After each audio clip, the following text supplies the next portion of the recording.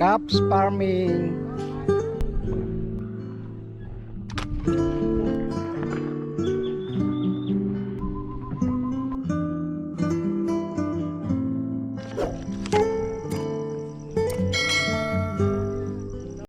Ngayon po ay pipitas muna tayo ng sili sapagkat nangangahinog na po ang sili natin.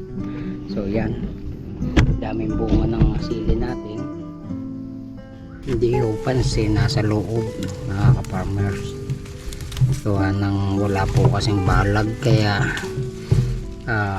hindi pansin. Katuwa po, mga ka-farmers, nagbitin. Dami ba? Oh.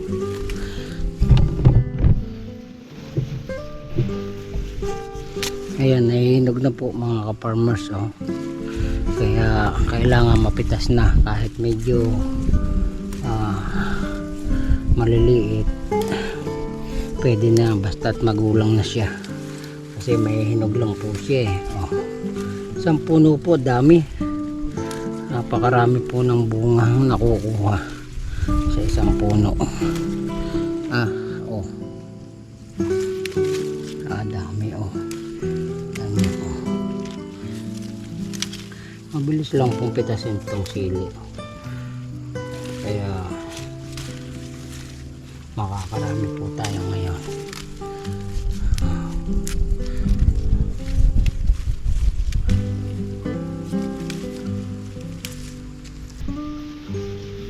Ayan po, nahihinog na siya, kaya kailangan pong mapitas na.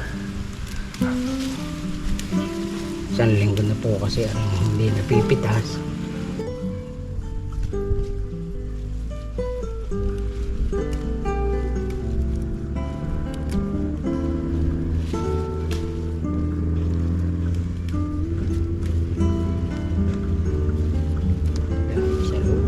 Farmers po, ayan, dami sa loob. Nasa loob po talaga ang bunga. Kung hindi nyo hahawiin ay hindi nyo mapapansin na may bunga pala sa loob. Masaya po talaga ang mag-harvest, mga ka-farmers. Nakakatanggal pagod at nakakalibang. Kagaya nito, daming bunga ng ating tanim na sili. So kahit hindi ho siya na balagan, ay binigyan naman po tayo ng maraming bunga pa rin. Ito po'y magandang libangan na kagaya kong senior, dahil pinapawisan po ako dito at hindi ako nanghihina. Maganda po sa katawan ang pinapawisan. Kahit po dahan-dahan lang ang trabaho ko rito, ay okay lang po dahil may edad na nga po tayo, kaya hindi tayo mabilis magtrabaho.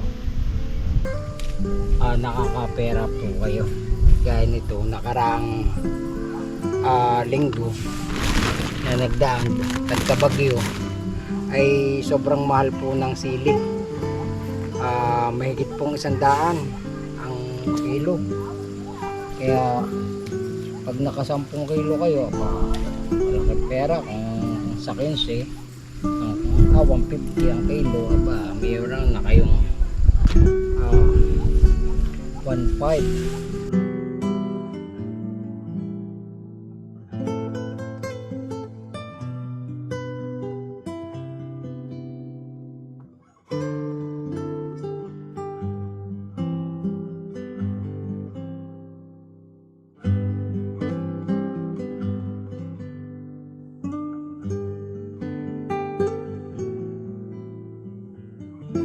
Ngayon po ay magbabalag na tayo ng ating beans, at ito po yung ating mga gagamitin. Kawad para po doon sa tiras. Ito po yung twisted na tinatawag namin. Tapos ito po yung 6 ply. Ito naman po yung gagamitin sa gagapangan ng beans. So bali 8 twisted po yung ating binili. At saka po 20 kilos na kawad. So ngayon po ay mag-start na tayo ng paglalagay ng kawad. At may dala po akong plies para gamitin po dito sa ating kawad.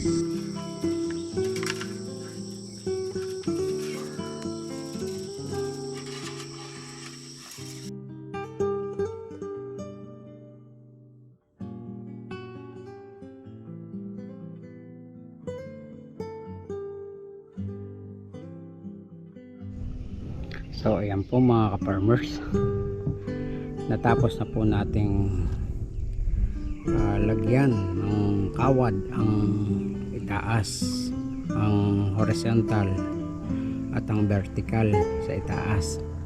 So ngayon naman po ay maglalala tayo ng gagawa tayo ng bubong para doon gumapang sa itaas. Maggagawa po tayo ng bubong naman. Yun po yung gagawin natin ngayon.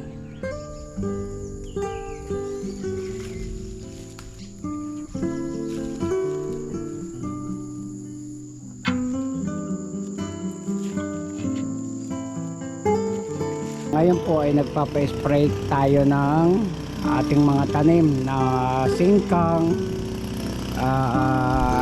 repolyo, tsaka beans. So yun po yung ating tanim mga ka-farmers. At may kasama po tayo, anak ni paring JR. Ako'y nahihirapan pagka wala po akong kasama.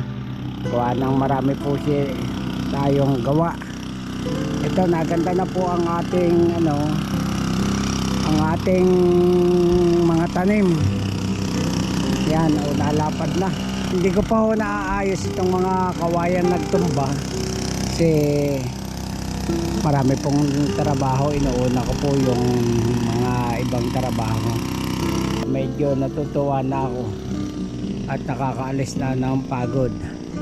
Meron din po tayong 2 punong papaya. May bunga na po yung papaya natin doon, yung isa. At are naman yung isa. At bubunga na rin po. So ayan. Mabigat lang sa umaga lang, sa umpisa lang medyo nahihirapan. Oo.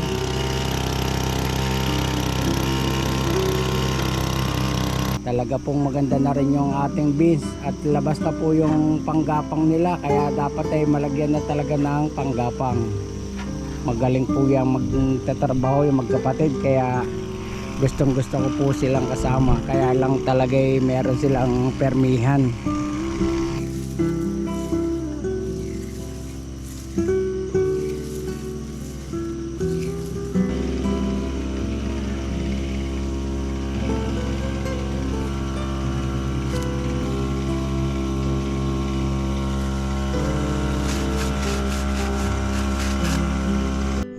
So yan po mga ka-farmers, naglalagay na po kami ng gagapangan ng beans. So yan, bali naka-4 na eras na po kami na rin. Shout out po kay sa Arcetas Hardware. Shout out din po sa may-ari niya, kay Serapin Arceta, na sila po ay nasa Amerika. Maraming salamat po sa inyong suporta, sa inyong panonood sa aking pong YouTube channel.